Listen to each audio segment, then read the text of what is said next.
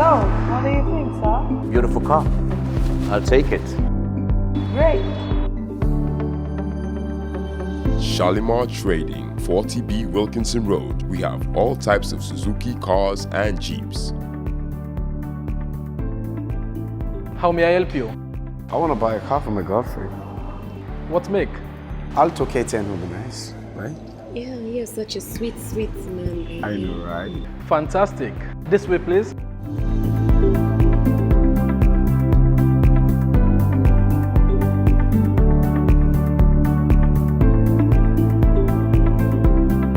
When we talk about trust, value, and services, we talk about Shalimar Trading, where all our customers are satisfied.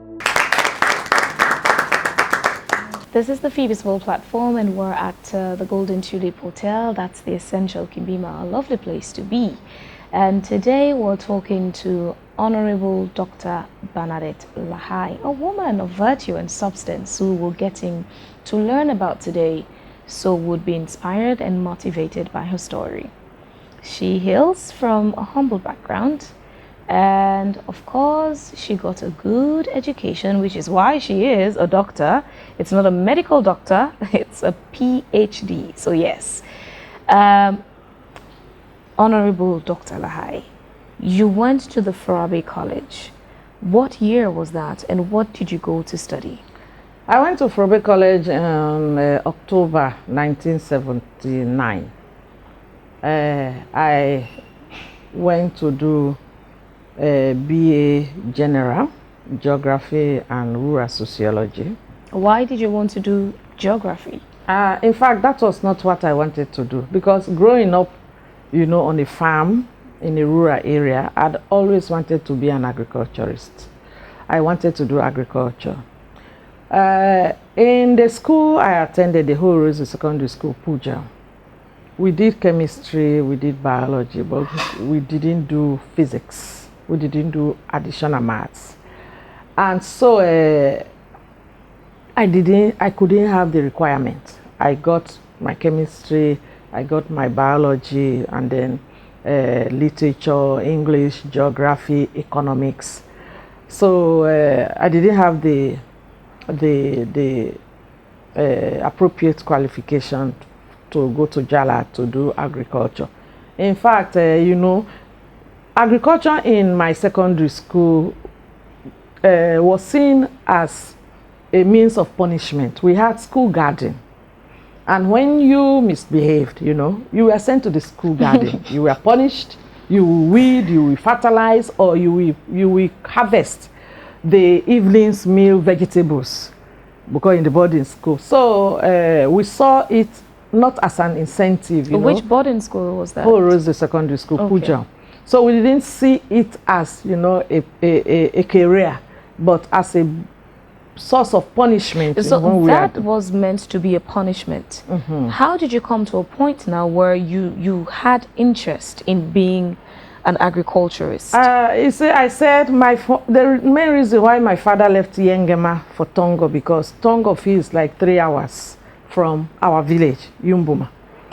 In the weekends, on weekends, we all went to our village because our father used most of the weekends to plant coffee, cacao, and oil palm. So we all will go on weekends. We'll go on Friday, and then we'll come back on Sunday evening. And then our mothers also did a lot of farming because the family was large, the salary was small. So because he had 5 or 4 wives, the two younger wives always stayed with us in Tongo Township, and our mothers would during the farming season, you know, just go and settle in nearby village where my father will get land, and he will cultivate 5, 6, 7, 8, 9, 10 acres of rice with a lot of things. So if we are not in our village, then we'll be in the rice farm, you know, with our mothers on weekends. So, and we learned a lot. We learned to do a lot of female related family chores. So I grew up eating mostly what we cultivated. And So my father that also developed had the interest in you to be an agriculturist. So I had always wanted to be an agriculturist. But then how, instead of studying that now, you ended up studying geography at Phebe College? Yeah, because I love geography. You know, geography is a very interesting subject, and you have a lot of similarities also with agriculture. If you are looking at economic geography, you know, you can look at also geomorphology, the study of landforms. You can look at so many things in geography, but then the rural sociology is also very close to some aspects of agriculture, like agricultural extension. So I decided that if for the time being I cannot do agriculture, then let me go and do things that will still keep me closer. So you studied geography. How did you end up into politics? What's the story of you coming into politics? When I graduated in 1983, I went to teach in Christ the King College, my alma mater. I did my sixth form education there. But the urge to still go into agriculture, you know, was so strong. So after 2 years of teaching, I went back to Phebe College to do my undergraduate diploma in education. So I'm a trained and qualified teacher. So after getting your degree, yeah, you went to do a diploma? Yeah, after I taught for 2 years, because when you were teaching without a postgraduate diploma in education, you are untrained and unqualified teacher. The salaries and the incentives were very low. So I did my 1 year in 1986. Did my undergraduate, my postgraduate diploma. After that, I decided that with my geography and my rural sociology, I now went to Jala to do rural development. But then, you know, by then, that was in 1986, most lecturers in that department had gone to contest for elections. So we advised that they will not be admitting master students. So I went then to agriculture, to the Department of Agricultural Extension. I explained my situation to the head of department, then the late Dr. Tommy. I said, yes, what we can do is that we can admit you to a diploma course in agriculture. You will take most of the agriculture subject along with the normal agricultural students at different levels. And then if after your 2 years you get an average grade point of 4.5, then we will now accept you into the master's program for agricultural extension and rural development. So that was how we negotiated and agreed. I enrolled, and then I attended the agriculture courses for 2 years. I got my 4.5 grade point, and then I now enrolled for the master's in agricultural extension and rural development. So that one again took me another 2 years because it was research based. I had to attend to do 1 year courses, taught courses, and then 1 year I did field work, developed my questionnaire, went into the field, collected my data. I came, I wrote, and then I defended my dissertation. And in 1990, I had my Masters of Science, Masters in Agriculture degree. While I was waiting for my result, I was employed as research assistant in the Institute of Agricultural Research in the Gender Issues Division. the Institute of Agricultural Research works on root and tuber crops, research on work and tuber crops. And in the socioeconomic division, you will look at all the socioeconomic dimensions of the technologies that are being developed, like adoption, the perception of farmers. We do also on-farm and off-farm trials.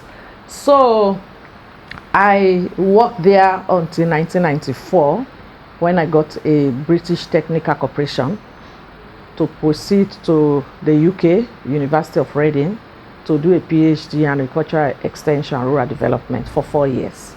I graduated in 1998 and I left the shores of UK in December 1998. I came back. I was on study leave for all those 4 years in the Institute of Agricultural Research.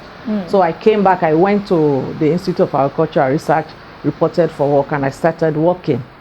In 1990, I got a consultancy with FAO, a short consultancy with FAO, to work with the women in the women in Kabbalah and the women in Port Loko district, specifically Lunge. They had the women agricultural project. So I was a national project coordinator. Then, but all my life, growing in the rural areas, in the workplaces, I have always been very conscious of injustice of any kind. Gender injustice, injustice because you are a child, and because of that, I was involved in a lot of women's issues, and even the research I did, even all my dissertations from my undergraduate, my master's, my PhD, I'd always look at the gender dimensions of the work that I wanted to investigate. I looked at gender dimensions in swamp rice and upland farming in the Moyamba and Tonkolidi district for my master's. I looked at gender roles in the Magbosi Agricultural Development Project when the project was alive. For my PhD, I look at the gender of the extension agent, whether the gender of the extension agent made a difference to women's participation and access to agricultural extension services and resources. I did that work in Nigeria because then the war was at its height in Sierra Leone. I couldn't come. What inspired the decision, the choice you made to choose SLPP over all the other political parties that we had then? Well, then in that part of the country, what we knew, what our parents knew, and what we saw our parents practicing in terms of political activity was the Sierra Leone People's Party. Not that the APC did not exist in our part of the country, but I was more exposed to the Sierra Leone People's Party, and I saw, our people take part in elections. Even when I was in secondary school in Pujahu, when we had the one-party rule, I knew that what happened to the SLPP, those who couldn't join the APC stayed inactive, but some got in there. So as a young girl, our experience of the APC then as a young girl was not good because we saw a lot of violence and so forth and so on. So, and the constituency that I was also going to contest in, Kenema East, Lower Bambara was a one chiefdom constituency, Kenema East.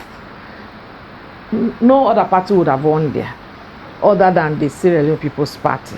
So you had to make that choice. Yes. So how challenging was the journey for you to become a member of Parliament? It Because was obviously it's something where they give out the battle in itself to get the symbol. Yes. To run for that position is one on its own.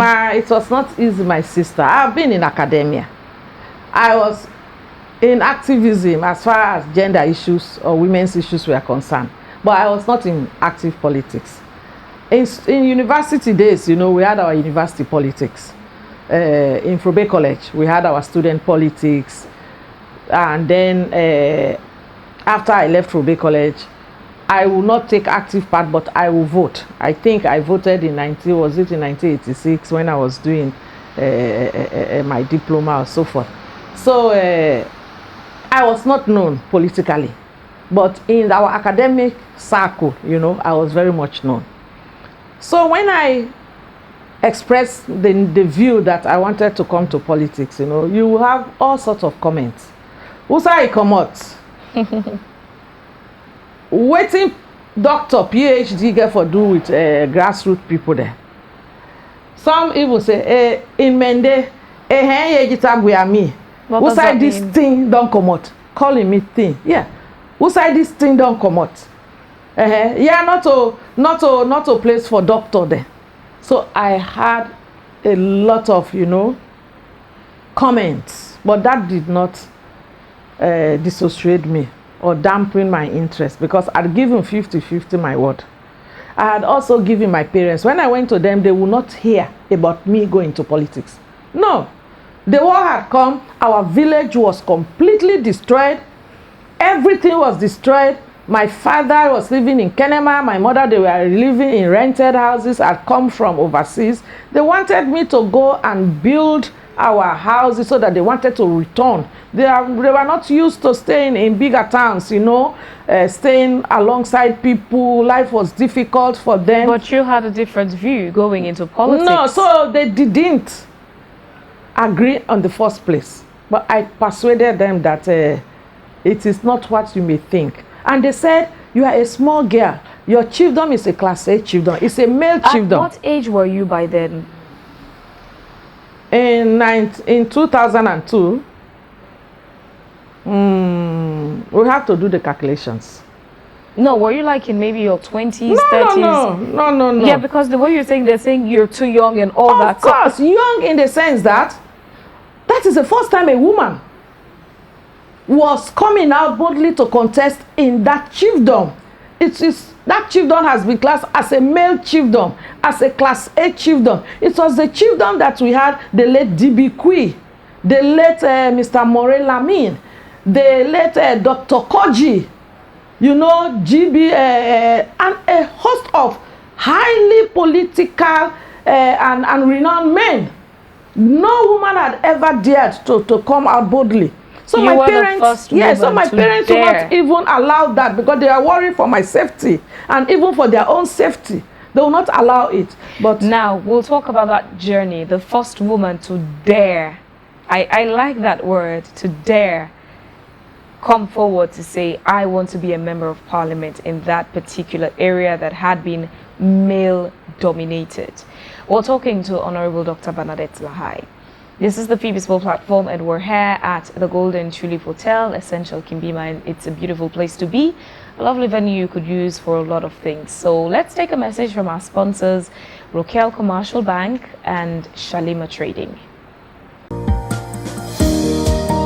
Sim Couple allow old and young to make deposit and withdraw cash from their account at any time and anywhere. With Rokel Commercial Bank SIM Couple, you can send and receive money at any place and any time. Rokel Commercial Bank don't make life better for we all.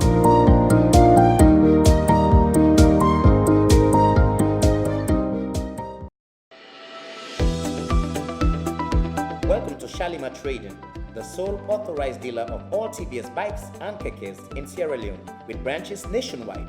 You're guaranteed efficient and quality service.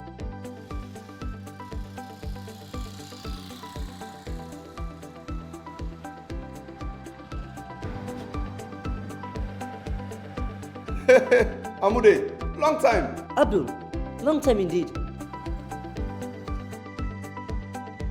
Sorry, your brother. No worry no more. I see you like a dream. So waiting you be the all these years? You know, easy, bro. 4 years after college, no job, no prospect. So before I sit down, I say make a fencing do for put food on the table and feed the family. Nice one, bro. In fact, with this TVS keke, I'm able for save enough money for start up my own business. Wow. I'm really proud of you, my brother. I wish we as Sierra Leoneans be the thing so positive like you, like we country for being there in a much better place. Amen to that. We carry original, genuine spare parts for all our bikes and kekes.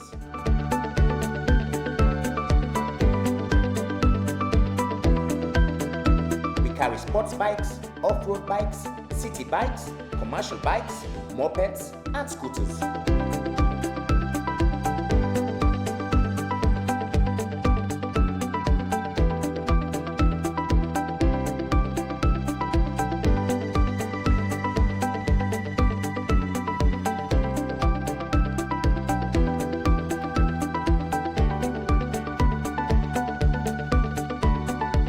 Hi babe. Hi. It seems you're enjoying this new habit of riding scooter to school. I am. Don't have to worry about the city traffic, and I'm never late for class. Talking of class, let's go and get this test over and done with, shall we? Let's go, babe. Okada, can me go with that first?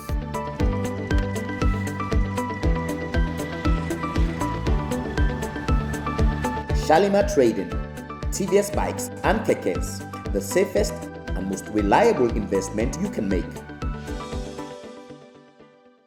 All right, welcome back. That was a message from our sponsors, and we're still here at Golden Tulip Hotel, Essential Kimbima. It's at Aberdeen, and it's a good place. You could just come and, you know, make use of the venue. It's available.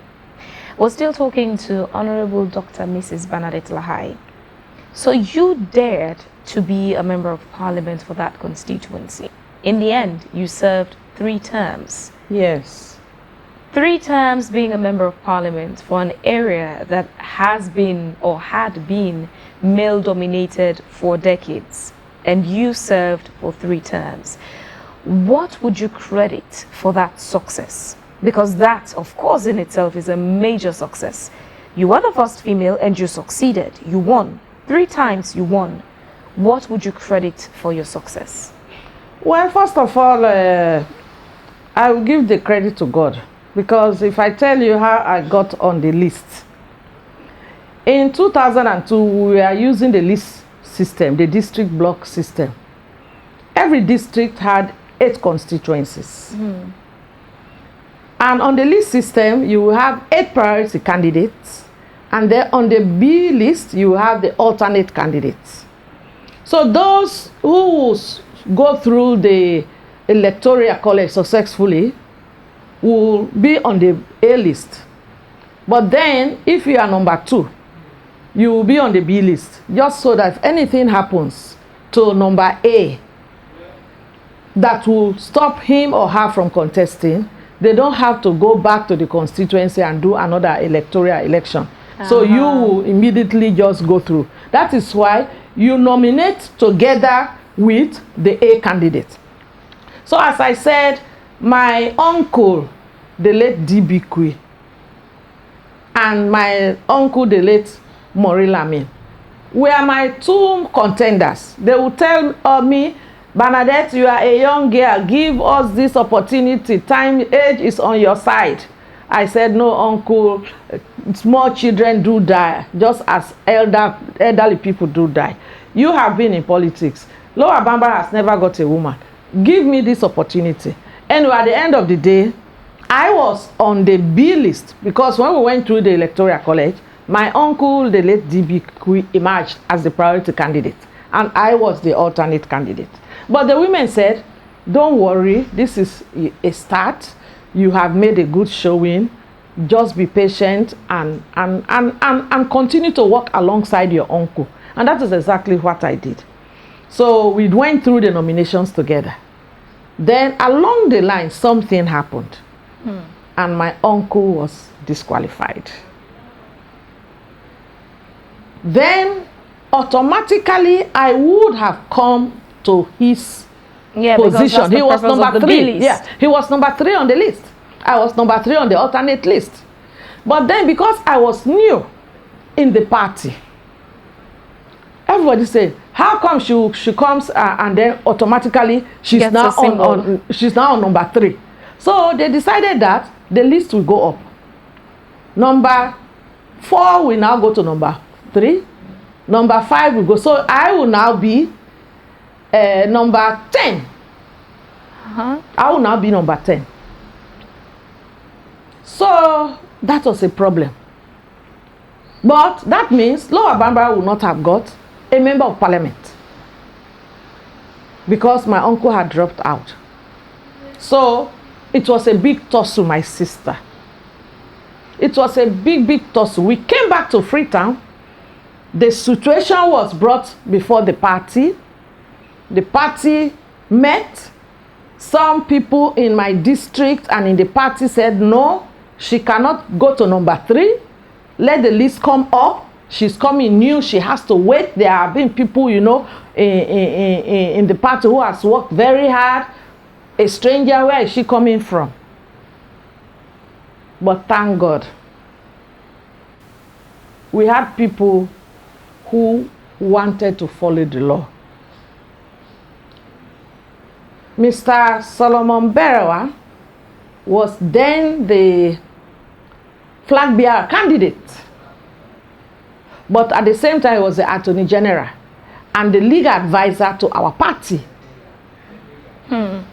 So when they held the meeting, he advised that, no, the reason why we have the B list is that should anything happen to the priority candidate, automatically, because the two of them nominate together, we fill the same nomination forms by neck. So we cannot allow the list to go up. She will have to come and take the place of Mr. Dibikwe. So that's how you ended up securing that spot? Yes, that was how. So that's why I said, first of all, God was my savior. You had, before going into Parliament, you had an eye for gender injustice. What role did you play in the Gender Act that we had? Huge role, huge role. When we were in Parliament, of course, you know, we have always agitated for discrimination against women. The most famously quoted, you know, 27 for D and E in the Constitution, and then we have the low status of women all over in the country, and so forth and so on. So I went there, first of all, with women as my #1 constituent. I went there to ensure that we seek the interest of women when it comes to lawmaking and everything. We established the Human Rights Committee in Parliament, and I was the deputy chair. Then we worked a lot with the governance sector in the UNDP. So Sylvia Fletcher, who was at one time the head of the governance sector, we did a lot of work with her. We looked at the CEDAW. We said we needed to come up with laws to address some of those gender inequality. So with UNDP funding, we had a national consultation all over the country talking about the CEDAW, and if we were to domesticate aspects of the CEDAW, which articles should we? So in every district, we asked women to come up with 3 important articles if they had a choice in the CEDAW that they would want domesticated. So when we came back, the aggregate of all those choices in all the districts, Customary Marriage and Divorce Act, and then domestic violence, they topped the highest when we collapsed all. Because women in the provinces mostly marry under customary marriage, the calabash marriage. And they have been disadvantaged. Sometimes their husbands leave them, they come to the city or go overseas, they married either in the registry or the Catholic way or the Muslim way. They don't have certificates to show for their marriages, and most times they are dispossessed of the properties that they and their husbands would have amassed and everything. Sometimes the woman with the certificate will come, and she will be the one that will recognize. That was how we came about with the Customary Marriage and Divorce Act. Now you can register your marriage, even when you marry customarily, to the local council, or you can take it to the registry and register it. It is now as legal and recognized as any other marriage. That was how that act came. And then the inheritance. Most of our people in the provinces die intestate. They die without leaving a will. And when that happens, sometimes it's the relatives of the male that will just sometimes dispossess the wife or the wives and their children of those properties. It's our brother's property, you know. Either you marry us or you go and you leave our children and our land and the plantations they would have developed with the husbands. So that was how, again, we came with the Devolution of Estate Act. that no, when a man dies in a couple die in states, especially if it's a man and he has several wives, so many children. This is the way. We don't want them anymore to be dispossessed, because most children dropped out of school after the death of their parents, because the male family members, the family members of the men will not take care of them. All they are interested in is the property for their own family. That was how. And then again, domestic violence.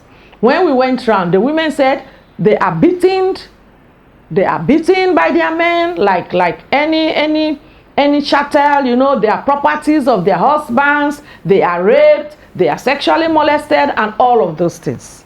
So that was how we again came with the Domestic Violence Act. And in all of this, I was very, very pivotal in that. As a woman, as a member of the Human Rights Committee, we worked with the law reform. The law reform also came with their own copies, you know. So we had two sets of all of those laws. At some point in time, it became problematic. The law reform said we didn't have any right to come up with laws. But we said, come on, we are members of parliament.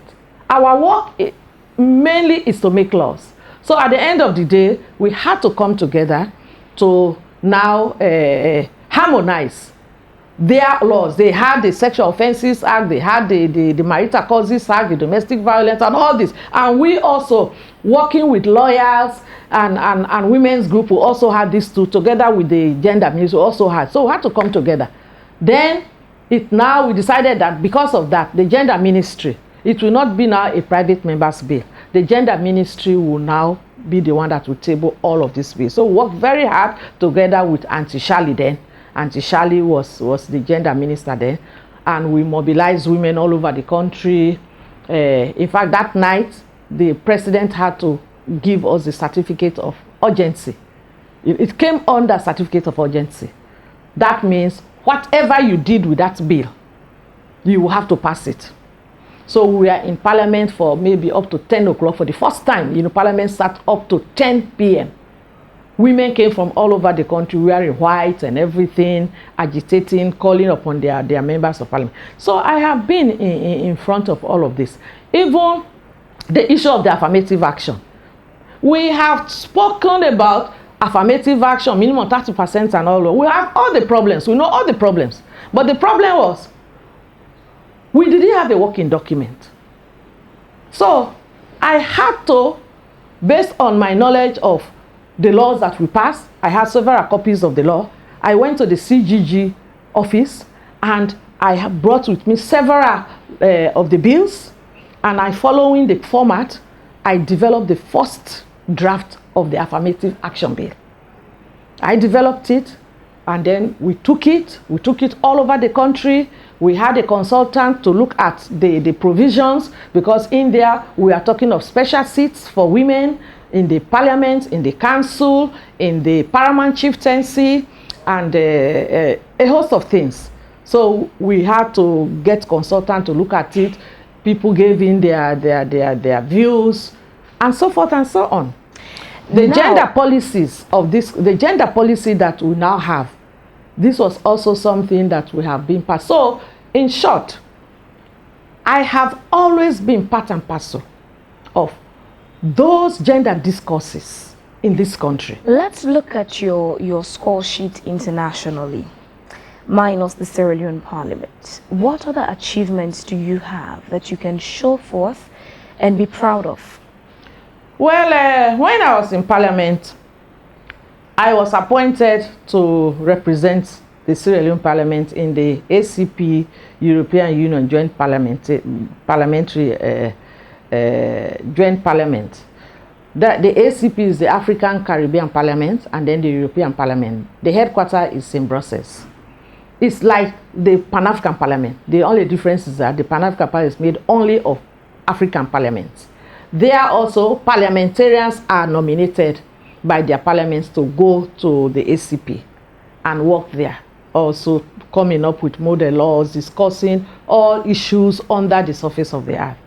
I was there representing Sierra Leone from 2007 to 2009 and while I was there, I worked very closely with the National Authorizing Office. You know, they are the ones that are implementing, and the European Union, the ones that are implementing the European Union projects.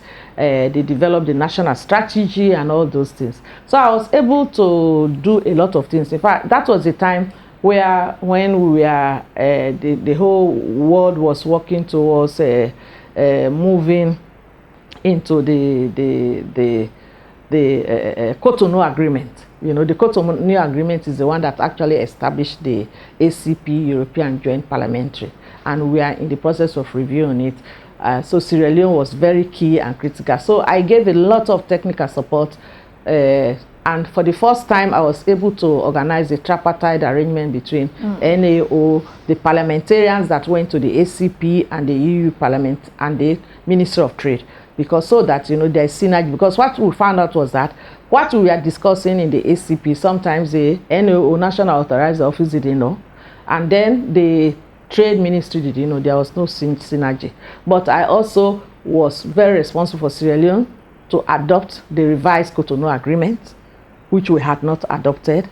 So I left in 2009 for the Pan-African Parliament. I think I've been at an event where you spoke once about how Sierra Leoneans were only a member, were just a part of it, but we never took any leadership role or position, but then you changed that narrative. So I went there, I went there. So I opted to go to the committee, Transport, Energy, Industry, Science and Technology.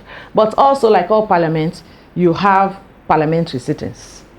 I'll make sure that when we are going to the Pan-African Parliament, they will send us our programs like 2 weeks or 3 weeks before. So for all the topics we are going to discuss, I'll make sure that I get my materials, go to ministries, do the internet, look at the newspapers, so that for every discussion, I put my name and I make contributions. This is the way people start picking you out of the lot. So in the end, what role did you play there? Yes. What position did you when I went to the committee, I was an ordinary member. In the committees, you have the chairperson, the vice chair, and the rapporteur. Every committee, we call it the bureau, committee of bureau. When I went there, it was all men. No woman sat in those bureau, and they were all French. So I asked my fellow English speaking from Ghana, Liberia, Gambia, and said, why have they allowed all the French to take the positions? Why? And why no woman on that seat? When I went there, we were like 2 women. So I said, it cannot work. We have to have a woman there. We have to have an English speaking there. So they said, yes, we didn't realize that. I said, well, that is it. And I'm not going to accept it. So luckily, the position of the rapporteur became vacant.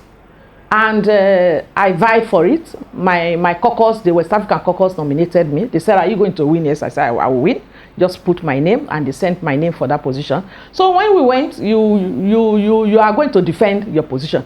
I just told them, look here, it is not acceptable to have all French. It is not acceptable to have all men. So let us forget about qualification, or you know that I have been very good member, I articulate issues, but we have to remedy that situation. So I am a woman, so I fit one of the criteria. I'm from English speaking, I fit another criteria. So because of that, I am vying for that position, and I hope that I will go unopposed. I have spoken to my English-speaking colleagues and the women. So in the end, what happened? So I went unopposed. They said yes. And you succeeded in I became the that position in the Pan-African Parliament. And then going on, the chairman and the deputy chairman lost elections in their country. When you lose election, you automatically lose your membership in the Pan-African Parliament. So I was the only member in the bureau, a rapporteur. So I became the acting chair. I became the rapporteur. So I had to now give somebody the acting rapporteur. Then when the time came for us to now do the election, I asked my caucus, the Western Region caucus. You have to be nominated always by your caucus. So I asked the Western Region caucus, where I come from, that I'm vying for the position of the chairman for that committee. And they nominated me. We went and I won. So I became the chair. And, you know, during the time we were there, nothing was happening. Every day we go meetings will last for 10-15 minutes because the chairman will say, oh, we don't have money to execute programs, the parliament is not giving us money. But when I came, I said no. I changed everything around. I said I didn't. In the South Africa alone, we had a lot of resources. We were looking at transport. So I worked with the transport committee of the South African Parliament. They introduced us to the transport ministry, to all the transport sector. I worked with the energy committee in the South African Parliament. They introduced us to all the energy providers. I worked with the ICT committee in the South African Parliament. They introduced me. We'll come back for more of that story. And two things now I'd like us to look at. Your failures. There must have been moments when you wanted to get things right, but you couldn't. There must have been moments when you wanted to get certain things, but you couldn't. Would like to hear those stories and what's next for Honorable Dr. Mrs. Bernadette Lahai. This is the Phebe Swill platform and we're still at the Golden Tulip Hotel. Let's take a message from our sponsors, Rokel Commercial Bank and Shalimar Trading, and we would be back. Sim couple allow old and young to make deposit and withdraw cash from their account at any time and anywhere. With Rokel Commercial Bank SIM couple, you can send and receive money at any place and any time. Rokel Commercial Bank don't make life better for we all.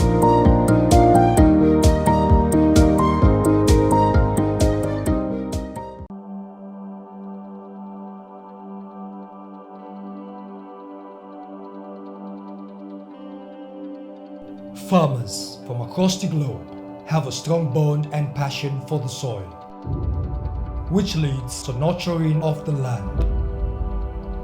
What they need is the support of high-performing agricultural solutions.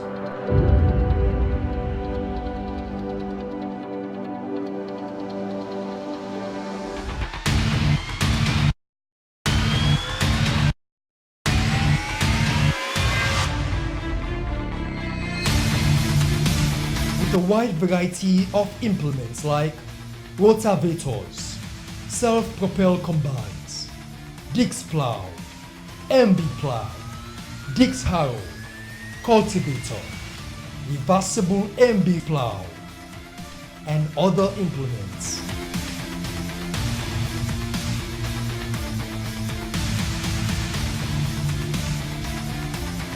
We are confident that the coming years will bring greater results with the trust and confidence of our associates, business partners, and customers on our products and services.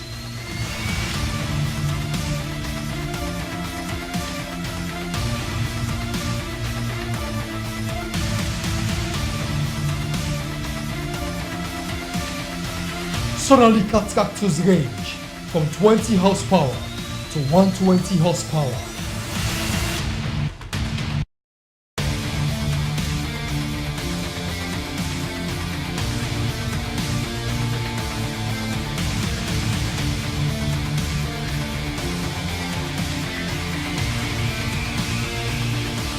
We are ready to address the coming challenge of food security, highest customer satisfaction, and superior agricultural solutions. For distribution and dealership, contact Shalimar Trading Company, 40B Wilkinson Road, Freetown. Telephone 099 909012. Sonalika. All right, welcome back from that break. A message from our sponsors, Rokel Commercial Bank and Shalimar Trading. Well, we're still at the Golden Tulip Hotel, Essential Kimbima. And this is a place you could use for your conferences, weddings, parties, whatever you want to hold. This is a lovely venue. And we're still talking to Honorable Dr. Mrs. Bernadette Lahai.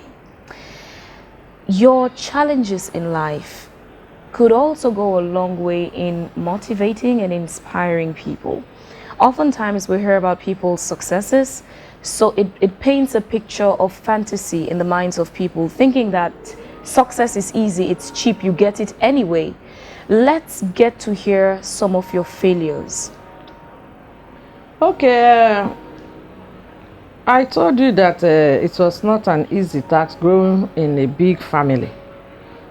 I told you how my father had to sell his only asset, 3 houses. to take me to university for the first year. The second year, there were no more houses to sell.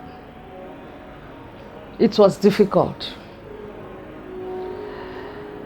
My father had to pledge his plantation, but sometimes, the money will not be enough because he had to share it between and among us so that everybody will go to school. I was in university. So I remember in my second year, first term, I didn't have my full university fees. My father said, go, I will try. I came, the university will not accept my half money. And I needed to be on the campus. The rooms were going very fast. I didn't have anybody in town that I could stay with. And I didn't even want to stay in town. So I went to the late Professor C.P. Fore. I cried bitterly in his office. And he gave me a letter. He said he would stand as my guarantor to the registry so that I could register. That time, I didn't even have provisions, nothing. Of course, right through my first and second year university, life was difficult in terms of social life for me. They didn't have any good clothes, no good shoes. I didn't make my hair. So I couldn't socialize because you are in a family, in a company of people, girls and boys whose parents were very rich. They would change in the morning, change in the afternoon, and sometimes, they will gossip you openly so that you hear. So sometimes even going through Phebe College, there are certain places I will avoid, like the Bostik. That was where everybody converged. And wherever you are coming from, you pass through Bostik. Going to the geography department, you pass through Bostik from Lahai. Going to the library, you pass through Bostik. So life was really at that time very difficult and challenging. I could have done anything. I almost dropped out after the first year. My father was late in sending the money. But then, I saw an advert one day when we were going to the dining room, that the Geneva Association of University wanted to sponsor one female student. I saw the advert and I applied quickly, and I took the application to the deputy principal's office, because that was why we are told to drop the application. It was going to be administered by the Sierra Leone Association of University Women. So I sent my application. I forgot about it. Life was difficult.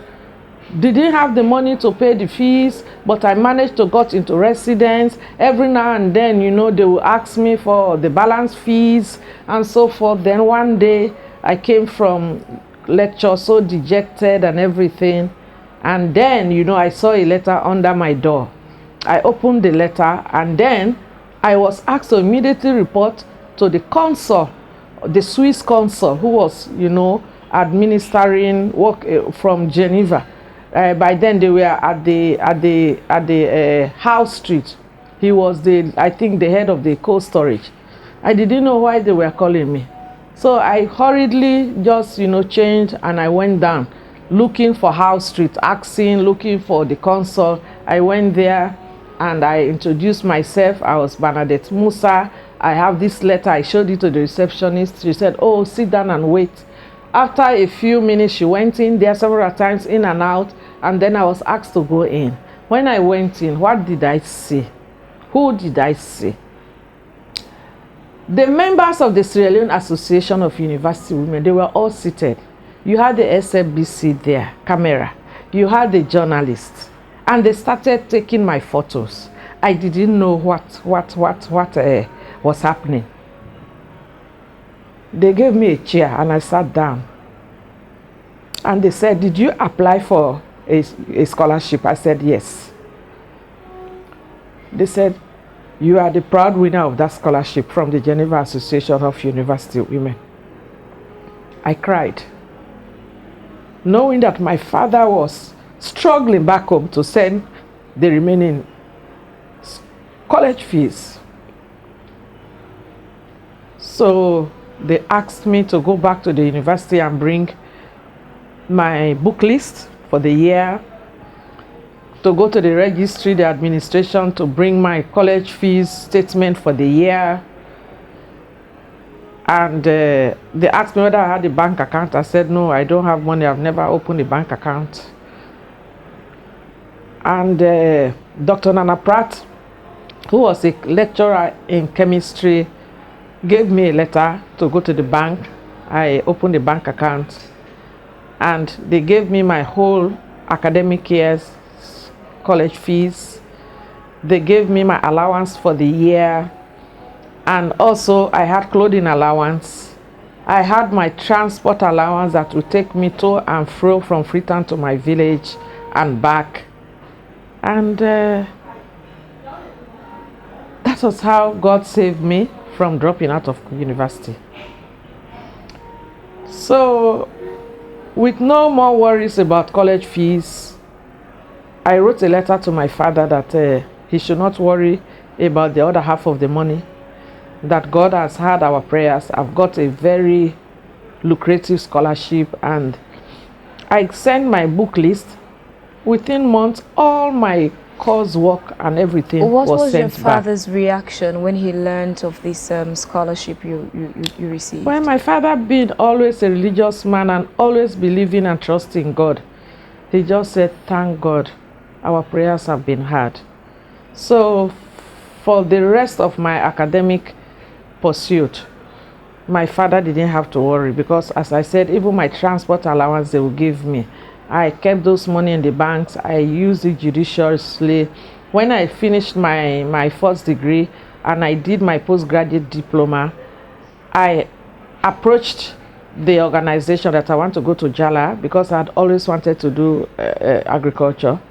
They said, if you have admission, we will sponsor you. So they also sponsored my master's, the Geneva Association of University Women. So that was a very difficult time in my life. I could have done everything, because I saw my colleagues, you know, going in and out with flashy cars and everything. I told myself, if I am going to do certain things that I will normally not do, just so that I will have money to pay my university fees, I said I was going to do it, but I was determined that. What was on your mind? What things were you prepared I could have to do? gone into prostitution. I could have gone into prostitution just so that I have money to pay my college fees, because God knew that I wanted to be an educated guy. So, in fact, I went to several ministries. I went to the Permanent Secretary of Trade then, YTCC. I will never forget him. I was a young girl. I didn't make an appointment. I went to there because somebody said he was a generous man, that he can help me. So I went there, and they urged me, they ushered me in, and I explained my situation to that I'm about to drop out of college. He gave me a letter to the Permanent Secretary for Ministry of Education. I went there over and over again.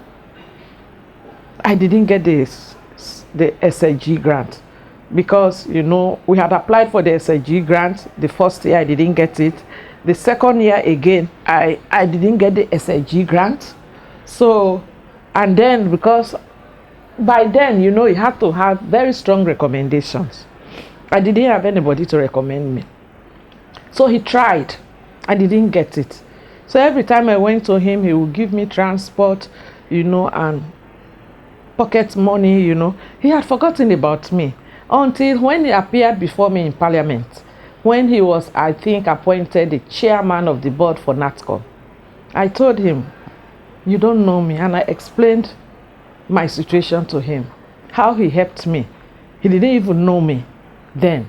We tried the two of them, and I never got the scholarship, but I had never forgotten YTCC for what he did. Why were you so, I'll say, desperate, for lack of a better word? Why were you so desperate to be educated? Because I admired a lot of educated women. I saw their lives change. I saw them driving cars, wearing beautiful clothes, But I also wanted to be educated so that, you know, I would take care of my siblings, because I knew that my father was aging. And at some point in time, he was not going to have the resources to educate us. And the family was large. And that was exactly what I did. Since I left university in 1983 from Phebe College, I have taken all my siblings. I have educated them, sometimes denying myself money, even sometimes denying my own 2 daughters. That was why, you know, I didn't give birth to many children, because already I had a lot of responsibilities. My husband was the eldest son, and he too had a lot of responsibility. My elder sister did not go far into education. She was not the type, so she got married. So I had been carrying all the family responsibilities. So I had to get the education. But I wanted also to be me and not somebody else. I didn't want Bernadette to be known through somebody else. I wanted me to be me. I wanted my identity to be me. And education was going to be that way, that I will be myself. My identity will not be pledged to somebody's. Oh, don't you know me? I'm the wife of Professor Lahai. Oh, I'm the daughter of Professor this. When did you get married? Was it before or after politics? Was it before you ventured into being a member of parliament? No. I met my husband when I came for admission in Jala. That was where I met my husband. He was a research assistant in the Farming Systems Research Project. The day I left Phebe College, you know, I was doing diploma, and Fridays were our free days. We are doing teaching practice. Friday was a free day. So I decided to go to Jala on Friday, because Saturday was the last day, the closing date for the admissions, for the submission of applications. So I traveled on Friday. God will bring us together, because we sat on the same seat at Shalimar. He didn't know me, I didn't know him. Not knowing that he was going to Jala, I was also going to Jala. We struggled a lot on the way. The vehicle continued to break down until we had to take a truck. And we got to Jala. And he said, "Where are you going? What are you going to Jala to do?" I explained everything to him. "Who are you going to stay with?" I said, "I have my friend." I called her name and she said, "Oh, I know her. She's in the campus, but she prepares her food in our house." So I went to the campus with him, to my friend, and my friend had left that day to come to Freetown. So I didn't have anywhere to sleep. So he said, "Okay, well, you can come and stay with us." He was a research assistant together with a school friend of mine. But I didn't know that both of them were in the house. When we went, I saw this friend. And the wife had just given birth that night. He invited me to go and see the wife in the room. Who would I see? My secondary school boarding schoolmate was the wife. So that was how, after that, you know, things got happening. I got the admission. How long have you been married? Since then, since we saw each other in 1986. When I came into Jala, my auntie would not allow us to come and stay together if we were not engaged. So we did engagement. Then when I came to Jala to start my master's, we stayed together. So we have been together ever since we saw each other. How many kids do you have? We only have 2 children, because he is from a family, he's alone, the eldest, and I'm coming from a large family. So we decided that we'll have only 2 children, irrespective of the sex. So we have 2 girls, and it has never been an issue. He loves his 2 girls, and in fact, they are our boys, because they even have more character than me and my husband. So they are all our boys. Ladies, a word for the wise. And I hope you've learned and you paid attention. So be content with whatever is made available unto you. Life goes by stages. She was poor before. Today, she's Honorable Dr. Mrs. She can afford what she needs. It's in stages. Had she dropped out of school, maybe focusing on the wrong things, today she would not have been who and what she is. So focus on your education and set your priorities right. Let's thank her for being a part of the program. Thank you very much for being here today. We appreciate it. Thank you. All right. And that's the end of this episode of the Phebe Swill platform. We've been getting to know more about Honorable Dr. Mrs. Bernadette Lahai, who's been gracious enough to share her story with us. And thank you very much. It's gone a long way. I'm sure it's going to make an impact in somebody's life, somewhere, somehow, and someday. Thank you and cheers.